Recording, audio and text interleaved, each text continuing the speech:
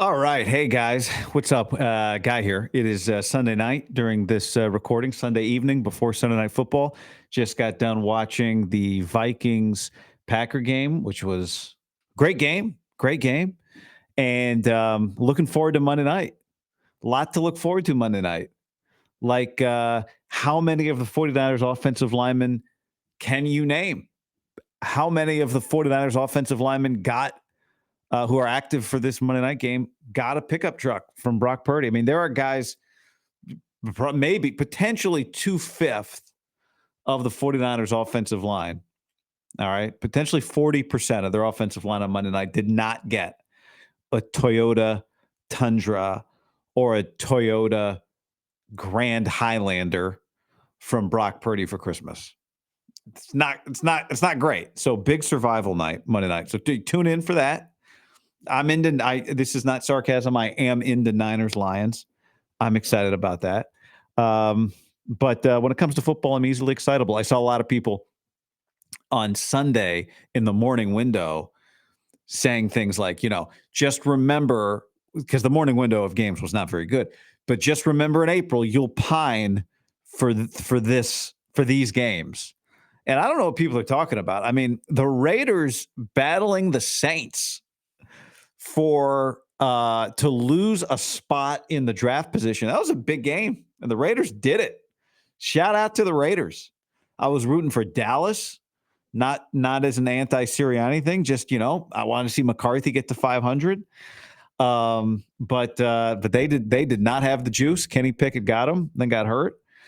But that Sunday night, the Sunday afternoon game, the Brady Burkhardt game was really good. Anyway, I do want to tell you that the other thing about Monday night is it's not going to rain. It doesn't look like it's going to rain, which is good for some of my Purdy prize picks.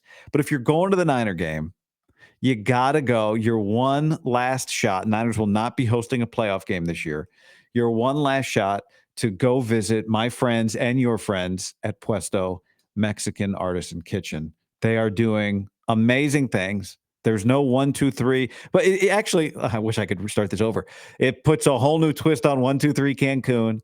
They're not mailing it in. They got 2 locations at Levi Stadium: filet mignon tacos, the Baja fried fish tacos, the crispy shrimp tacos. They get the tamarindo sauce, the barbecue sweet and sour. I love the short rib quesadilla taco. They all have the melty, crispy cheese. They all have tortillas made in-house, as in Levi Stadium. That's how much they care about the craft. And they got the margaritas. It's your last shot inside Levi's. The good news is you don't have to be going to the game. They got outside Levi's locations. But your last shot inside Levi's, if you're going, your food choices are already made. This food is going to be so good. It's not the stadium food of your fathers and your grandfathers and your forefathers. Casey at the bat, they were not eating this at that game. This is on a whole other level, and it's like going out to dinner, but at the football stadium, and there's nothing better. I love it. They're huge Niner fans. The Adler brothers, they started this thing.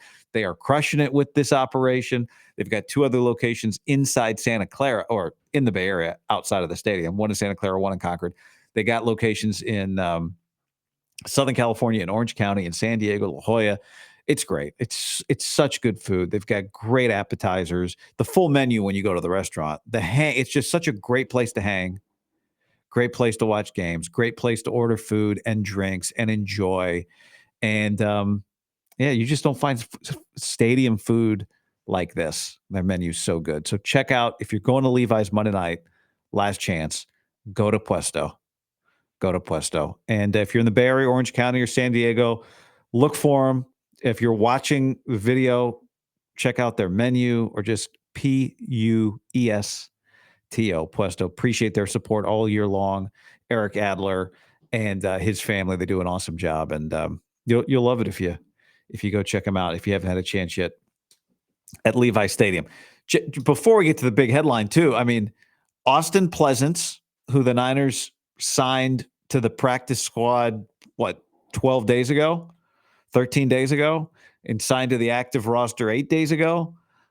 He could be your starting left tackle. The injury report on Sunday had Burford out, Banks out, McKivitz questionable. So if McKivitz doesn't go, could be a guy named Andy Heck, who the good thing about Andy Heck is his dad is the Chiefs offensive line coach. So maybe that's good news for the Niners in some weird way. But they signed him off the Cardinals practice squad on Christmas Day on Wednesday.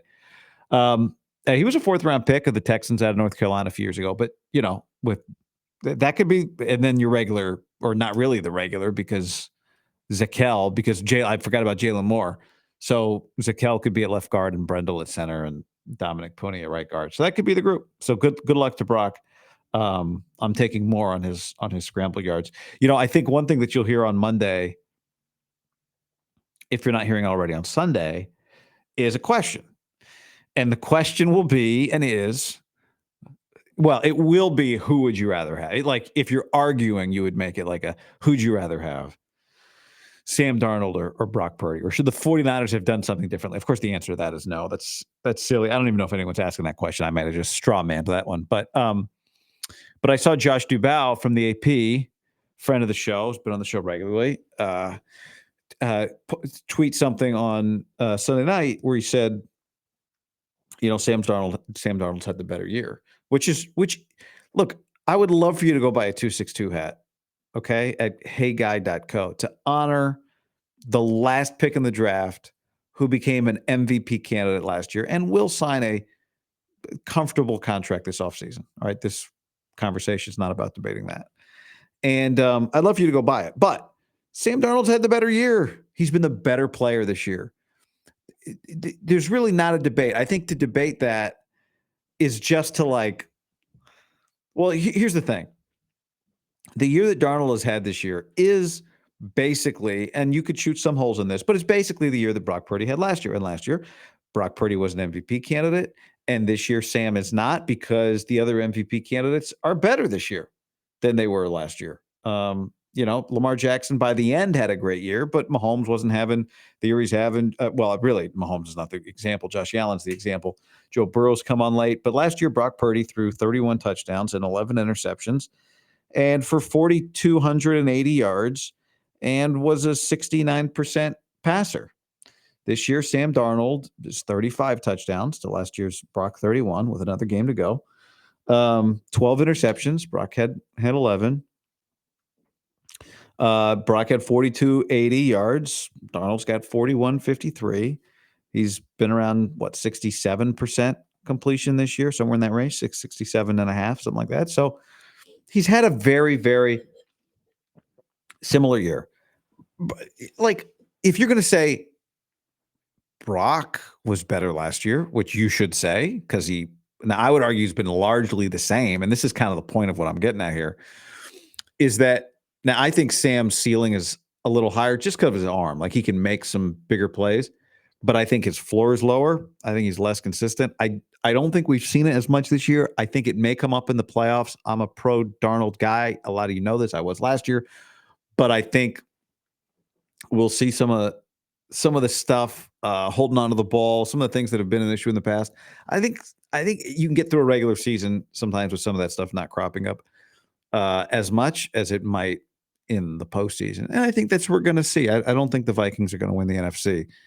I'm not sure who is. That might be the Rams. I don't know. The Lions maybe, but I don't think they're winning the Super Bowl. But anyway, Darnold's had a better year this year. It doesn't mean he'll be a better player for the next 5 years. More importantly, I think what you're really getting to the heart of that argument, it doesn't mean the Niners would be a better team if he were on the Niners this year. I think first of all, you have to, and this is not to give an excuse to Purdy, although I know it kind of sounds like one, but it's not.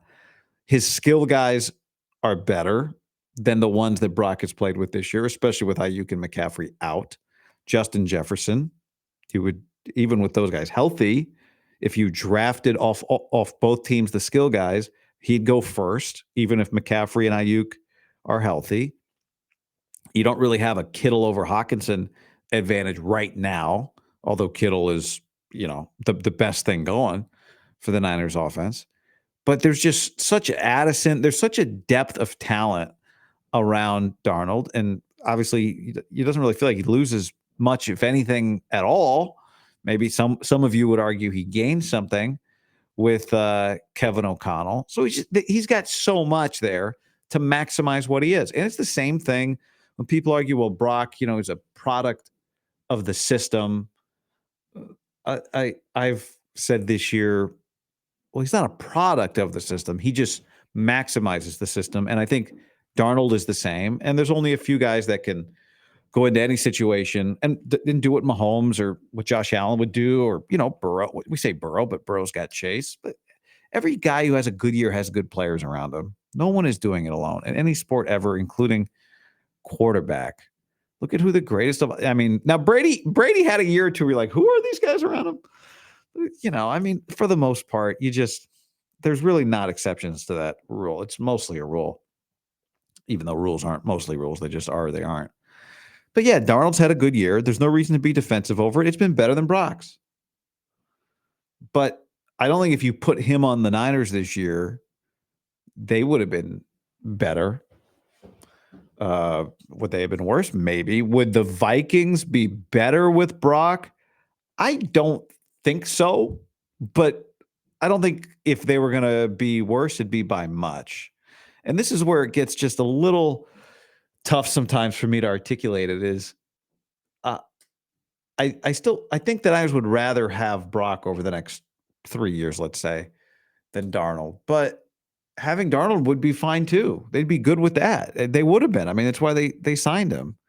But I also think that a guy like Justin Jefferson, just fundamentally, because he gets open down the field, or Addison, benefits Darnold's arm is of more value on the Vikings than I think it would be on the 49ers, which is an indictment of, like I've said, the Niners' inability to hit over the top, like true go balls, is a reflection of the coach, the quarterbacks that they've had, and their receivers. It's everybody together. It's just the receivers don't separate, the quarterbacks don't have rocket arms, and the coach, at least here, now he did it in Atlanta. He hasn't built it that way. Now, I do think if he had Justin Jefferson and Sam Darnold, he'd do that stuff, or, a bigger armed quarterback, he would do that stuff. I don't think he's opposed to it, but I don't blame just Brock or just the receivers or Jimmy Garoppolo or whoever. And I don't, it's not an issue because it bites you when you need to come back in games, but they have other strengths. Brock has strengths that I think Darnold in the long run will not prove to be as comfortable in the pocket over a period of time. I think before he got to the Niners, we saw, and in his defense, his teams weren't any good. Even with the Niners, we saw it a little bit hanging onto the ball, getting the ball out quickly is a challenge. This year, it hasn't been. This year, it's been a little bit more of a challenge for Brock. But the ultimate point is there's going to be a debate this week, a topic, and it's fine. There's really not much debate. Darnold's been better this year. It doesn't mean that you should then open up a can of worms of, well, should the Niners have kept Darnold over Purdy? It's not a realistic. Imagine last year doing that? Nobody does that. You wouldn't do that. And I don't even necessarily think they would have wanted to if they could have gotten away with it. Now, I do, I was texting with John Dickinson, who I think will come on the pod at some point in January on Sunday. And, because the games are bad, what are you watching? You're watching some of the Jets. And I've had a few other people text me over the last month about, would the Niners kick the tires on Aaron Rodgers? Are they going to do it? Not would they, but are they going to do it? Because they seem to always do it. And because they have a history specifically with Rodgers of kicking the tires, and it created problems with the Shanahan-LaFleur friendship for a period of time, it seemed. Maybe it's been healed now, but it was a thing. So we know the Niners have gone down that road before, and I think we know that they liked him once upon a time. The question is, do they recognize that we're not in once upon a time anymore? And despite what they say, are their actions going to reflect what they say about how much they like Brock Purdy? And that's where this will all be dust in the wind in 5 months. Next August, next September, this will just have disappeared into the ether. What happens on Monday night against the Lions? What happens week 18 against the Cardinals? In terms of performance, a bad game doesn't make you forget about last year. A great game doesn't make you forget that it was mostly not good this year. But I do. It does make me wonder that just that Rodgers conversation that's often a dark, dark, dark corner where, and this is not me reacting to media or anything. I do wonder in the back of my mind, are they going to kick those tires despite what they say? I think you have to wonder that when if you've watched the entire Shanahan Lynch era, you just have to wonder that. Even if you think it's dumb, but that's where I do think, if Brock plays just well, maybe let's say you win 2 games to finish it out, it makes it a little harder. Now, I do think John Lynch, especially more so than Kyle, but John's job goes beyond just football operations. It's more far-reaching. I do think he thinks about all that. He's aware of how it all feels, how it looks. What do we know? You have to convince the owner, and they have to convince Jed York. I think it'd be a tough sell for Jed. He'd say, really, after all the stuff you guys say about, you really want to go? You're not bailing on Brock for the old Aaron. You're bailing on Brock for the old Aaron. And it was one thing when you had an injured Purdy and you could tell him you were pursuing Brady, but provided he survives behind this offensive line on Monday night and then week 18, you don't have an injured Brock, and you have a Brock coming off, not coming off a Super Bowl run, but you have a much more established Purdy than you did going into the 2023 season, coming off of that surgery. He had a little less equity. The other thing is,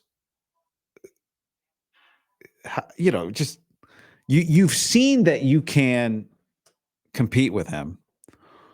Have you seen anything from, and forget all the other stuff with Aaron, have you seen anything that Aaron's going to elevate a team? Forget his personality, the fact that he seems to be a disruptive force, to be kind. And I've railed against this idea that Shanahan's out on any sort of hot seat.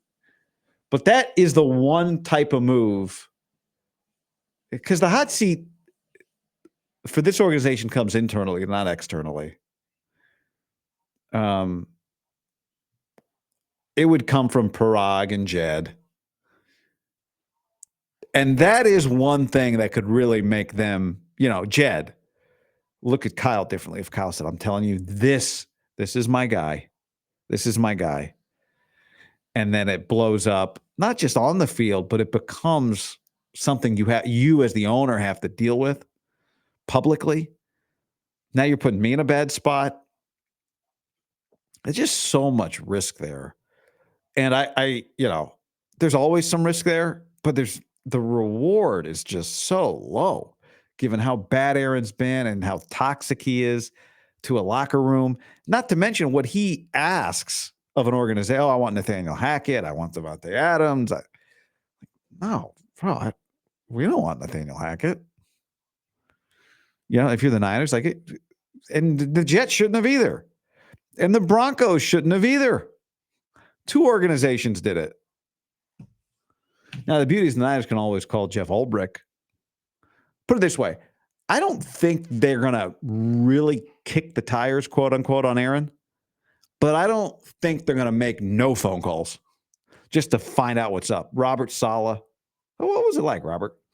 Jeff Ulbrich. Hey, Jeff, just have a mezcal. Why don't you come meet us?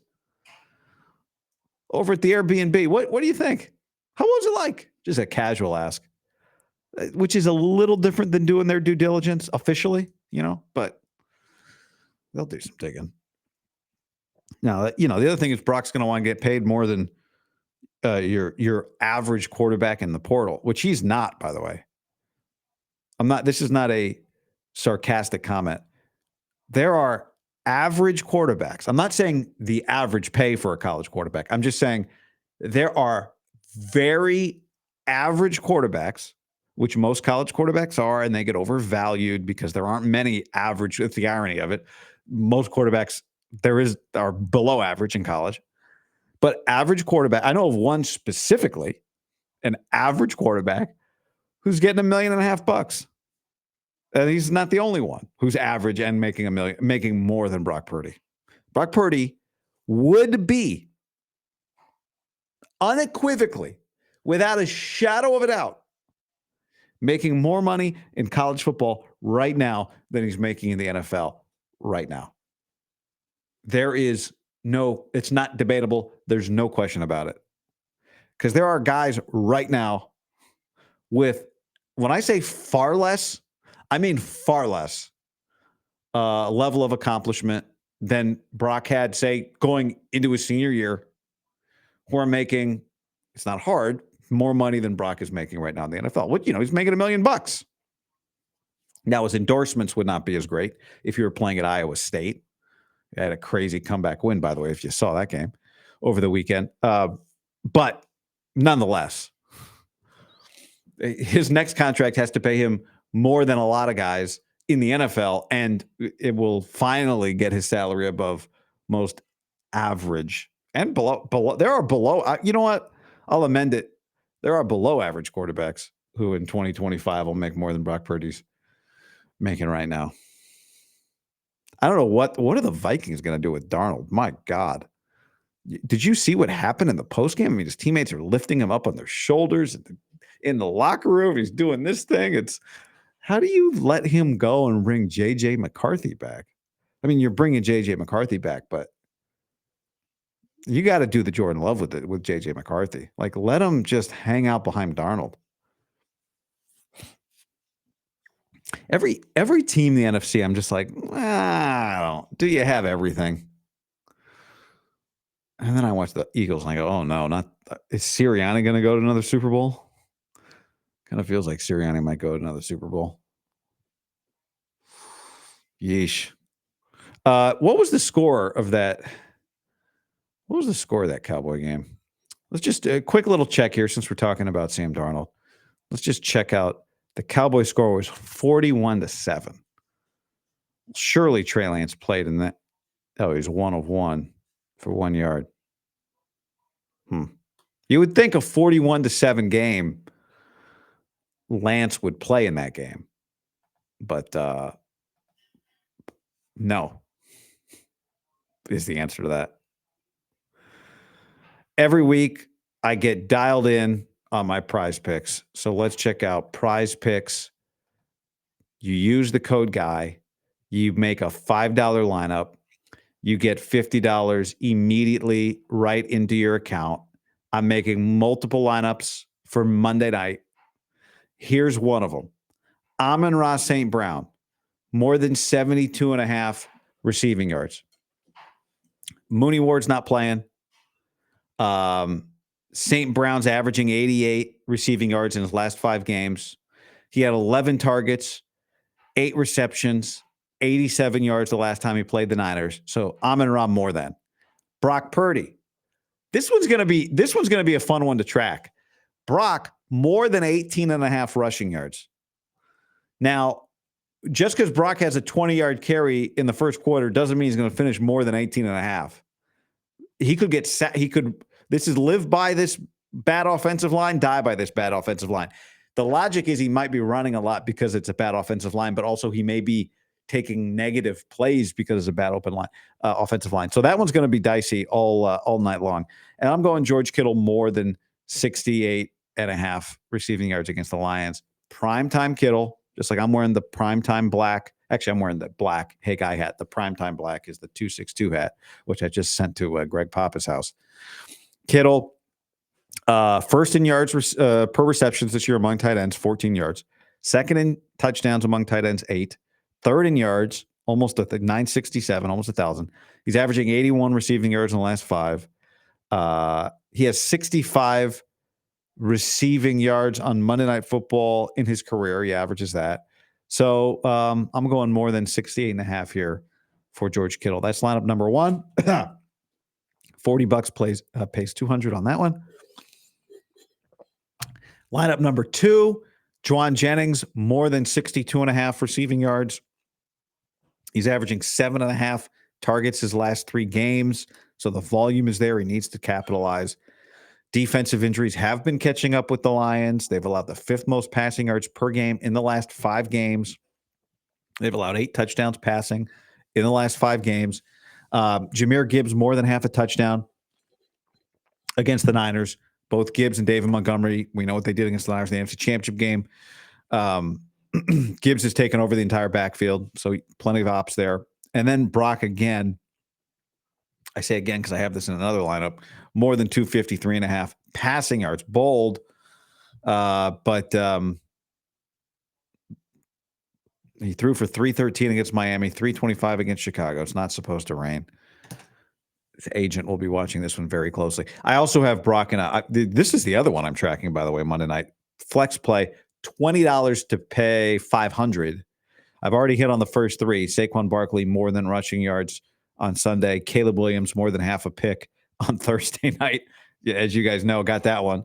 And Leonard Williams, more than a quarter of a sack on Thursday night. Got that one. He had 2. So here's what else I need to finish this bad boy off. I need Brock more than 257.5 passing. I need Goff more than 250.5 passing. My theory is the Niners will have to go for, push for points, not kick field goals. And so I'm going less than 6.5 kicking points for Jake Moody. So that one, I've gotten 3 of the 6 so far. That's $20 pays 500 if I get those other 3. So that's a fun one as well. Code Guy at PrizePicks, play a $5 lineup, and you'll get $50 instantly just for playing.